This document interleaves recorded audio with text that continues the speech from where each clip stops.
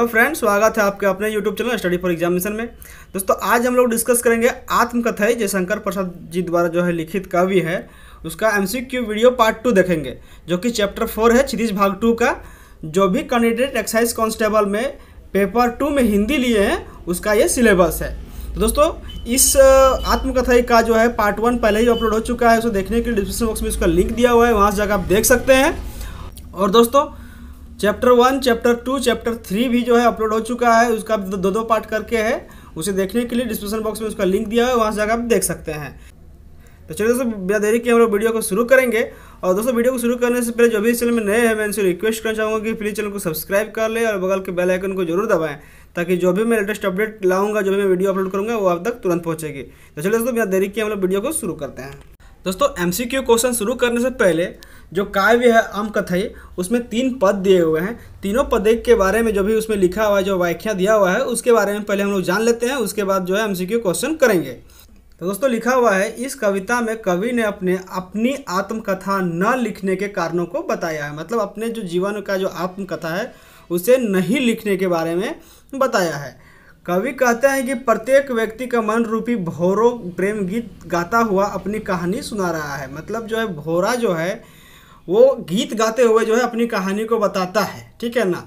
इस प्रकार जो है कविता में जो पद लिखे हुए हैं उसके बारे में बता रहा है। तो झड़ते पत्तियों की ओर इशारा करते हुए कवि कहते हैं कि आज असंख्य पत्तियों मुरझाकर गिर रही है, यानी उनकी जीवन लीला समाप्त हो रही है। मतलब हमेशा जो है सभी के जीवन जो है एक बार समाप्त होता ही है। तो वो जो है जो पेड़ का जो पत्तियां है वो झड़ता है, उसी के समान जो है बता रहा है।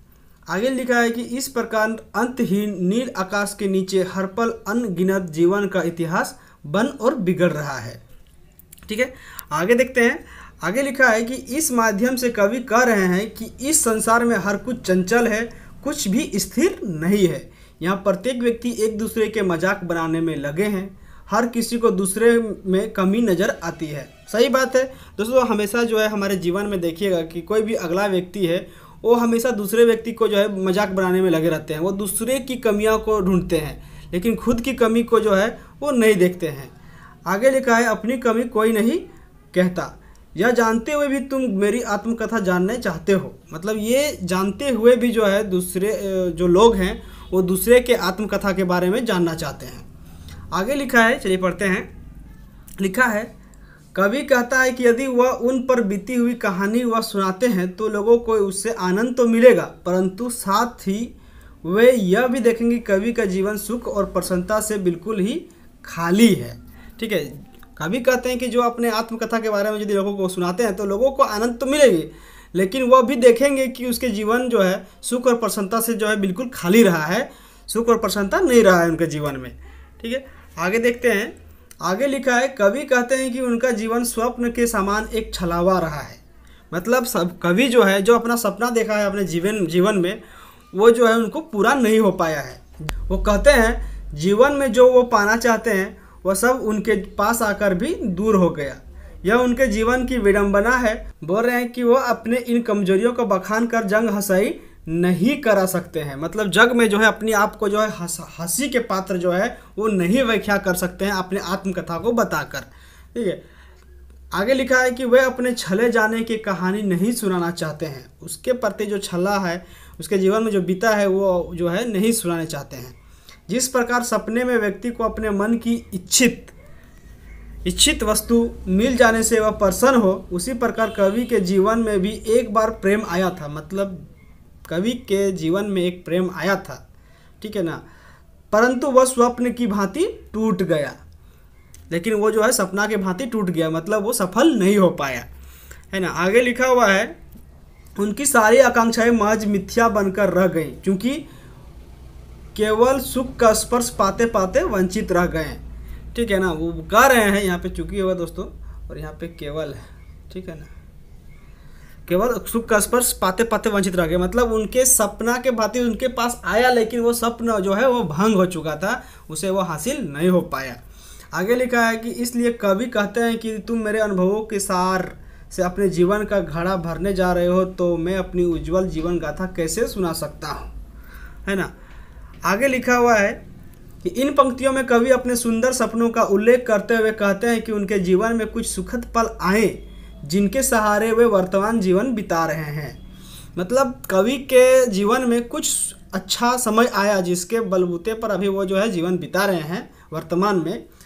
उन्होंने प्रेम के अनगणित सपने संजोए थे, परंतु वे सपने मात्र रह गए। वास्तविक जीवन में उन्हें कुछ ना मिल सका। कवि अपने प्रेयसी के सुंदर लाल गालों का वर्णन करते हुए, प्रेयसी मतलब जो उसका प्रेमी था, प्रेमिका थी, उसके बारे में बता रहे हैं, गालों का वर्णन करते हुए कहते हैं कि मानो भोर अपनी लाली उनकी प्रेयसी के गालों की लाली से प्राप्त करती है, परंतु अब आगे देखते हैं, परंतु अब ऐसे रूपसी की छवि अब उनका सहारा बनकर रह गई है।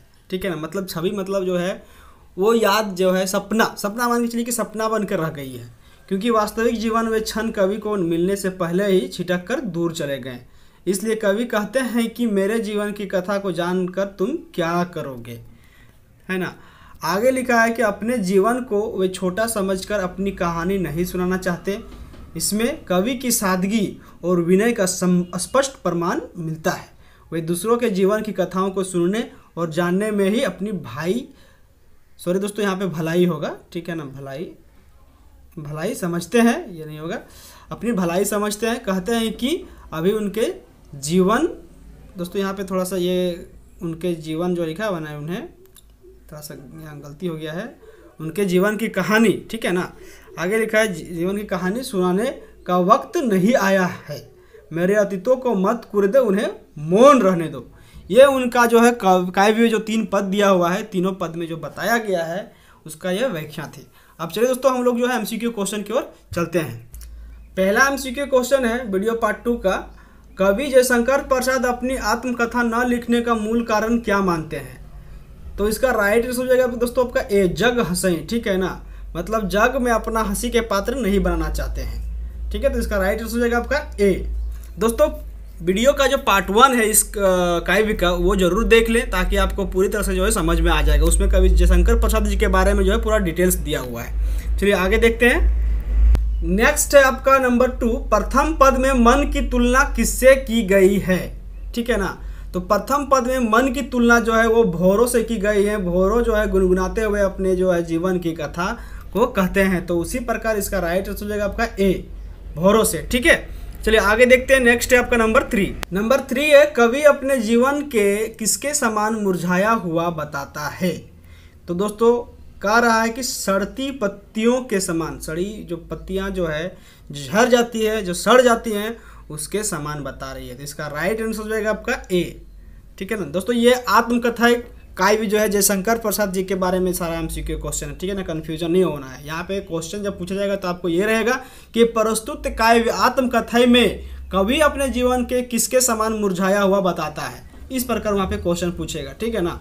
डायरेक्ट इस प्रकार क्वेश्चन नहीं रहेगा कि कवि अपने जीवन के किसके समान मुरझाया हुआ बता रहा है, उसमें आप जो है कन्फ्यूजन हो जाइएगा कि इस तरह रहेगा तो। लेकिन वहाँ पे प्रस्तुत काव्य दिया हुआ रहेगा कि किस कविता के बारे में बोल रहा है, कि आत्मकथा के बारे में बोल रहा है, कि सवैया के बारे में बोल रहा है, या और किसी के बारे में, ठीक है, वो दिया हुआ रहता है, ठीक है।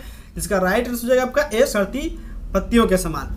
चलिए आगे देखते हैं। नेक्स्ट है आपका नंबर 4। दोस्तों नेक्स्ट क्वेश्चन है कि प्रस्तुत काव्य आत्मकथा में, इस प्रकार क्वेश्चन रहेगा कि प्रस्तुत काव्य आत्मकथा में किसके नीचे हर पल अनगिनत जीवन का इतिहास बन और बिगड़ रहा है? तो दोस्तों इसका राइट आंसर हो जाएगा आपका सी। जैसा कि हम लोगों ने व्याख्या को पढ़ रहा था तो उसमें ये दिया हुआ था अंतहीन नीले आकाश के नीचे, तो इसका राइट आंसर हो जाएगा आपका सी, ठीक है।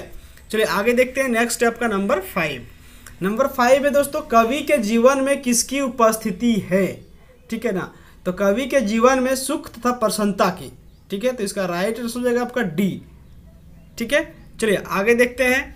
आगे है नेक्स्ट आपका 6 नंबर। 6 है आपका कवि का जीवन किसके समान एक छलावा है ना। क्वेश्चन पूछ रहा है कि कवि का जीवन किसके समान एक छलावा है, तो दोस्तों इसका सही आंसर हो जाएगा आपका स्वप्न के समान। स्वप्न के समान जो है एक छलावा है, जो हम लोग व्याख्या में पढ़ रहे थे, ठीक है। चलिए आगे देखते हैं। नेक्स्ट है आपका नंबर 7। नंबर 7 है कवि ने अपनी प्रेयसी के गालों की तुलना किससे की है? तो दोस्तों इसकी तुलना जो है, अपनी प्रेयसी की तुलना जो है भोर की ललिमा के समान कहा गया है, तो इसका राइट आंसर हो जाएगा आपका ए, भोर की ललिमा से, ठीक है, चलिए आगे देखते हैं नेक्स्ट क्या है। नेक्स्ट आपका नंबर 8। नंबर 8 है, अंत में कवि ने अपनी व्यथा को कैसे बताया है? तो मौन से, ठीक है ना, कि मौन ही रहने दे। अंत में जो पद था, तीसरा पद, उसमें उन्हें बोला जाता है कि मेरे अतीतों को मत कुरे दो, उन्हें मौन रहने दो। तो इसका राइट आंसर हो जाएगा आपका बी, मौन से। ठीक है, चलिए आगे देखते हैं। नेक्स्ट आपका नंबर 9। नंबर 9 है, आत्मकथा किस कवि की कविता है? तो ये आपका जयशंकर प्रसाद जी का, ठीक है ना, जयशंकर प्रसाद जी का कविता है। तो दोस्तों जैसा कि हम लोगों ने पार्ट 1 में बताया था कि जयशंकर प्रसाद जी का जन्म कब हुआ था, तो वो हुआ था आपका 1889 में। एक बार रिपीट में कर दे रहा हूँ आप लोगों को याद होने के लिए। और उनका जो निधन हुआ था, मृत्यु हुआ था, वो 1937 में हुआ था। ठीक है ना, ये याद कर लीजिएगा। चलिए आगे देखते हैं। आगे है आपका नंबर 10। नंबर 10 दोस्तों, आत्मकथा कविता की प्रवृत्ति कैसी है? तो दोस्तों ये आपका छायावादी कविता है, ठीक ना। जयशंकर प्रसाद जी जो है एक छायावादी कवि रहे हैं, और जो आत्मकथा कविता की प्रवृत्ति है वो आपका छायावादी है। तो इसका राइट आंसर होगा आपका बी, इसका सही आंसर है। चलिए आगे देखते हैं। नेक्स्ट है आपका नंबर 11। नंबर 11 है दोस्तों, जयशंकर प्रसाद ने घर पर किसकी शिक्षा प्राप्त की? ठीक है ना, तो वो आपका संस्कृत, हिंदी और फारसी। तो इसका राइट आंसर हो जाएगा आपका बी। ठीक है, चलिए आगे देखते हैं। नेक्स्ट है आपका नंबर 12। नंबर 12 है, जयशंकर प्रसाद किस काव्य विद्या के कवि थे? तो दोस्तों ये आपका छायावादी, ठीक है ना, इसका भी राइट आंसर होगा आपका छायावादी। जैसा कि मैंने बताया कि जयशंकर प्रसाद एक छायावादी कवि थे। ठीक है, तो इसका राइट आंसर होगा आपका बी। चलिए आगे देखते हैं। नेक्स्ट आपका नंबर 13। नंबर 13 है दोस्तों, जयशंकर प्रसाद की गहरी रुचि किसमें थी? तो इसका राइट आंसर हो जाएगा आपका इतिहास और दर्शन। ठीक है ना, पार्ट 1 आप देखिएगा तो उसमें बहुत सारा डिटेल्स दिया हुआ है, उससे आपको पता चल जाएगा। ठीक है दोस्तों, चलिए आगे देखते हैं। नेक्स्ट है आपका नंबर 14। नंबर 14 है, जयशंकर प्रसाद की प्रमुख कहानी संग्रह है। जयशंकर प्रसाद की कौन कौन सी जो है प्रमुख कहानी संग्रह है? तो वो है आपका शिरीष के फूल और नमक। शिरीष के फूल जो है बहुत ही महत्वपूर्ण रहा है, इसके बारे में कई बार क्वेश्चन आ चुका है दोस्तों। तो इसका राइट आंसर होगा आपका बी, यह याद कर लीजिएगा। तो नेक्स्ट क्वेश्चन आपका नंबर 15 और अंतिम क्वेश्चन इस वीडियो का दोस्तों दिया हुआ है, जयशंकर प्रसाद का प्रमुख उपन्यास कौन सा नहीं है? तो ये इसका राइट आंसर हो जाएगा आपका ए नंबर, गबन और तितली। गबन और तितली जो है उनका उपन्यास नहीं है, बाकी सारे उनका उपन्यास है। तितली, इरावती, सॉरी यहाँ पे डबल हो गया है, लहर, झरना, लहर। ठीक है ना, तो ये इसका राइट आंसर होगा ए, ये नहीं है। बाकी को याद कर लेना है दोस्तों। ठीक है ना, तो दोस्तों आगे हम लोग जो है अगले वीडियो में चैप्टर 5 के बारे में हम लोग डिस्कस करेंगे। तो ये वीडियो यहाँ पे ख़त्म हो रहा है दोस्तों। इसका PDF भी मैंने अपने डिस्क्रिप्शन बॉक्स में दे दिया हूँ, वहाँ से जाकर आप लिंक डाउनलोड कर सकते हैं। और दोस्तों आज यदि आपको वीडियो अच्छा लगा हो तो प्लीज़ लाइक करें एंड शेयर करें अपने दोस्तों के साथ, और कोई भी क्वेरी रहता है कमेंट बॉक्स में क्वेरी करें। और दोस्तों जो भी अभी तक चैनल को सब्सक्राइब नहीं किए, मैं उनसे रिक्वेस्ट कर जाऊँगा कि प्लीज़ चैनल को सब्सक्राइब कर ले और बगल के बेल आइकन को जरूर दबाएं, ताकि जो भी लेटेस्ट अपडेट रहेगा, जो भी मैं वीडियो अपलोड करता हूँ, वो आप तक तुरंत पहुँचेगी। तो चलिए दोस्तों मिलते हैं अगले वीडियो में।